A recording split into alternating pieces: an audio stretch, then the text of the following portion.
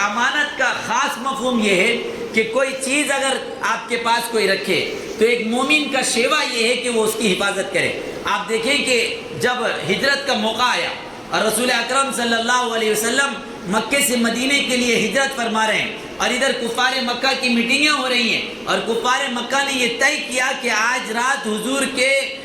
دولت قدے پر اور حضور کے آرام گاہ پر جو ہے حملہ کیا جائے اور تمام لوگ ایک ساتھ حملہ کریں اور حضور صلی اللہ علیہ وسلم کو نعوذ باللہ شہید کر دیں، قتل کر دیں۔ یہ کفار مکہ نے ارادہ کیا، اور اسی رات رسول اکرم صلی اللہ علیہ وسلم اپنے گھر سے نکل کر مدینے کی طرف ہجرت فرما رہے ہیں۔ حضور علیہ السلام نے حضرت علی کرم اللہ وجہہ کو اپنے بستر پر سلایا، یہ جانتے ہوئے بھی کہ آج کفار مکہ اچانک حملہ کریں گے، آج کفار مکہ جان لینے کے ارادے سے آئیں گے، آج کفار مکہ ہتھیار کے ساتھ لیس ہو کر آئیں گے۔ یہ جانتے ہوئے بھی رسول اکرم صلی اللہ علیہ وسلم نے اپنے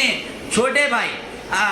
یعنی چچا زاد بھائی جو حضرت علی کرم اللہ وجہہ، جو بعد میں جا کر داماد بھی بنے حضور علیہ السلام کے، ان کو رسول اکرم صلی اللہ علیہ وسلم نے اپنے بستر پر سلایا۔ کیوں؟ کیونکہ اہل مکہ نے کچھ امانتیں رسول اللہ صلی اللہ علیہ وسلم کے پاس رکھی تھی اور کچھ چیزیں رسول اللہ صلی اللہ علیہ وسلم کے پاس رکھی تھی۔ رسول اللہ صلی اللہ علیہ وسلم نے یہ گوارا نہیں کیا کہ جو بھروسے پر لوگوں نے سامان میرے پاس رکھی ہے وہ سامان میں لے کر چلا جاؤں، یعنی جان جاتی ہے تو جانے دیا جائے، اور جان کی پرواہ نہیں کی، لیکن اس کے باوجود بھی امانت کو ادا کرنا ہے۔ حضرت علی کرم اللہ وجہہ حضور علیہ السلام کے بستر پر آرام فرماتے ہیں، پھر اگلے دن جو امانتیں ہوتی ہیں وہ امانتیں صاحب مال تک پہنچا کر اس کے بعد حضرت علی کرم اللہ وجہہ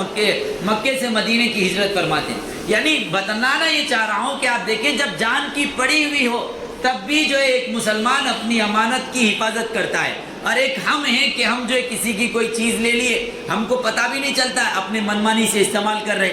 اور بہت سارے کام ہم ایسے کرتے ہیں، بھائی اس کو کیا معلوم انہیں دیکھنے جا رہا کیا،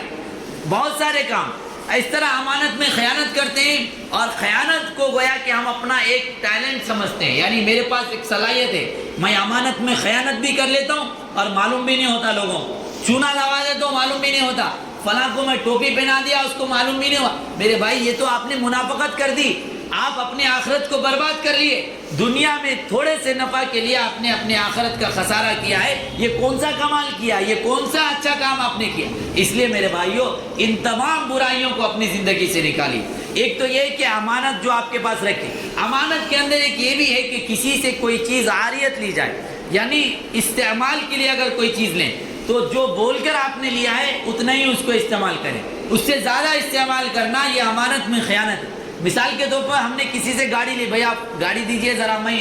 بازو تک جا کے آتا ہوں، تو آپ نے کہا بازو تک جا کے آتا ہوں، اور آپ کے دماغ میں ہے کہ بھائی جو چار مینار جا کے آنا ہے، لیکن چار مینار وہ لیتا انہیں گاڑی نہیں دیتا اتنی دور تک جانے کا، تو ہم نے کہا کہ بھائی بازو تک جا کے آتا ہوں، اب گاڑی لے لیا، اب چلے گئے، اب فون کرتے جا رہا، ہم فون سوئچ آف کر دیے یا فون ہی نہیں اٹھا رہے، تو یہ سارے جو طریقے یہ امانت میں خیانت ہے۔ آپ کسی کی کوئی چیز اگر لے رہے ہیں تو آپ اس کو وضاحت کریں کہ کس لیے لے رہے ہیں، کہاں تک جانے کے لیے لے رہے ہیں،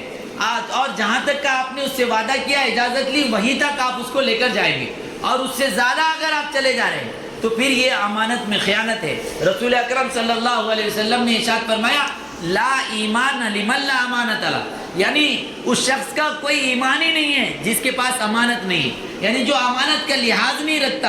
امانت کی حفاظت نہیں کرتا، اس کا ایمان ہی نہیں ہے، وہ بے ایمان ہے، وہ جو ہے مومنوں میں اس کا شمار نہیں۔ رسول اکرم صلی اللہ علیہ وسلم کی زبانی یعنی رسول اللہ صلی اللہ علیہ وسلم کے مطابق ایمان کا حصہ اس کے پاس نہیں۔ تو یہ جو خرابیاں ہماری زندگیوں کے اندر ہے اس کو بھی ہم دور کریں کہ اگر کسی سے استعمال کے لیے کوئی چیز لے رہے ہیں تو جتنا استعمال کے لیے ہم نے لیا،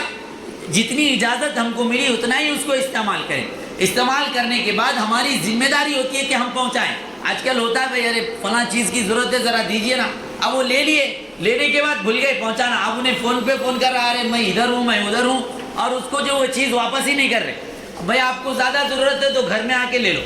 یعنی آپ نے اپنی ضرورت کے وقت آپ نے لے لی، اب جب وہ اپنا سامان مانگ رہا ہے تو آپ ان کو یہ کہہ رہے ہیں کہ آپ آ کے لے لو، تو یہ بد اخلاقی ہے، بد کرداری ہے۔ مسلمان اس قسم کا بد اخلاق نہیں ہوتا، اس قسم کا بد کردار نہیں ہوتا۔ تو ہماری زندگیوں سے یہ تمام خرابیاں ختم ہونی چاہیے۔ امانت کے اندر یہ بھی ہے کہ اگر آپ کسی جگہ ملازمت کرتے ہیں، نوکری کرتے ہیں، تو جتنے وقت کے لیے آپ نوکری کرتے ہیں، جو معاہدہ آپ کا ہوا ہے کہ بھائی 8 گھنٹے ہم آپ کے پاس نوکری کریں گے، 8 گھنٹے ہم آپ کے پاس ملازمت کریں گے، کسی تعلیمی ادارے میں یا کسی کمپنی میں آپ نے یہ ملازمت اختیار کی، تو آپ کے لیے ضروری ہے کہ وہ وقت اس کمپنی کو یا اس ادارے کو دیں۔ اگر اس وقت میں آپ دوسرا کام کرتے ہیں تو گویا کہ آپ امانت میں خیانت کرتے ہیں۔ جس وقت آپ کا کمپنی میں پہنچنے کے لیے متعین ہے، اگر آپ اس وقت میں نہیں پہنچ رہے، دیر سے پہنچ رہے ہیں، تو یہ آپ امانت میں خیانت کر رہے ہیں۔ تو امانت کا مفہوم بڑا واضح ہے، بڑا کشادہ ہے۔ امانت کا جو مختصر سا ہم نے مفہوم سمجھا وہ نہیں۔ بزرگان دین یہ کیا کرتے تھے، اولیاء اللہ یہ کیا کرتے تھے کہ جب وہ بچوں کو پڑھاتے تھے تو بچوں کے پڑھانے کے وقت میں اگر کوئی ملنے والا آ جاتا، کوئی والد آ جاتے یا کوئی رشتہ دار آ جاتا، تو وہ اس کو لکھ لیا کرتے تھے کہ ہمارا فلاں رشتہ دار جو اتنے وقت پہ آیا، اور جانے کا وقت بھی لکھ لیا کرتے تھے کہ اتنے وقت پر وہ چلا گیا، تو ٹوٹل کتنا وقت ہوا اس کو لکھ لیتے تھے۔ اس طرح پورے مہینے میں کتنے وقت وہ رشتہ داروں سے بات کرنے میں لگا دیے، پڑھائی کے وقت میں اتنا وقت وہ نکال کر دفتر میں دیتے تھے اور کہتے تھے کہ یہ وقت میرا کام کرنے کا تھا،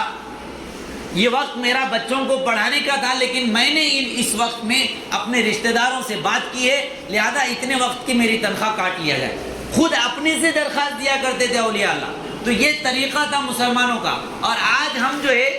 اگر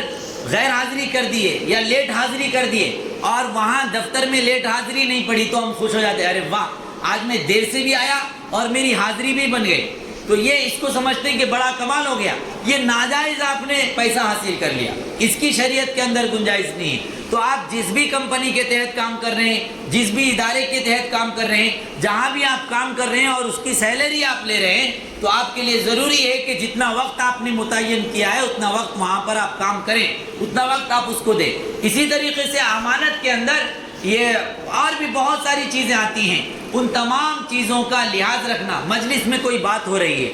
تو اس مجلس کے اندر کی جو بات ہے وہ امانت ہے، المجالس بالامانہ۔ اب مجلس میں مشورہ ہو گیا، اب باہر جا کے لگاتے پھر رہے ہیں، ان کو بتا دیا ان کو بتا دیا، مجلس کی پوری میٹنگ میں جو بات تھی پوری بات آپ نے لیک کر دی، تو یہ امانت میں خیانت ہے، المجالس بالامانہ۔ اسی طریقے سے کسی کا راز آپ جانتے ہیں تو یہ راز بھی آپ کے لیے امانت ہے، اس کی حفاظت کیا جائے۔ ہر شخص کے راز کو آپ ہر شخص سے بیان کر دے رہے ہیں، یہ اسلام کے اندر اس کی گنجائش نہیں۔ اسی طریقے